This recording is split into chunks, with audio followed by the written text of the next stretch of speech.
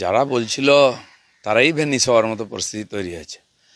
দেখুন, আমি আপনাদেরকে এখানে দাঁড়িয়েই বলেছিলাম যে খুব বড় চ্যালেঞ্জ নিয়েছে নির্বাচন কমিশন 2 ফেজে ভোট করে। যদি শান্তিপূর্ণ ভোট করে এটা ঐতিহাসিক ভোট হবে, আর সেটা হয়েছে। চাইলে প্রশাসন অনেক কিছু করতে পারে।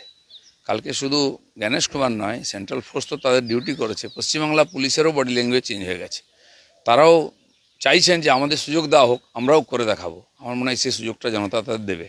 পুলিশই সবচেয়ে বেশি পাবলিক কন্ট্যাক্ট করে, পাবলিকের গালাগালিও খায়, পাবলিকের মারও খায়, ভালো কাজে প্রশংসাও পায়। কারণ তারা আগে থেকে বুঝতে পারেন যে কী হতে যাচ্ছে। তা নাহলে একজন সাধারণ পুলিশ অফিসার যেভাবে কার্তিকবাবুকে চমকাচ্ছিল, মানে সোজা কথাটা সোজাভাবে বলছিল, এভাবে পিঠ সোজা করে কথা বলা পুলিশ আমরা বাংলায় দেখিনি।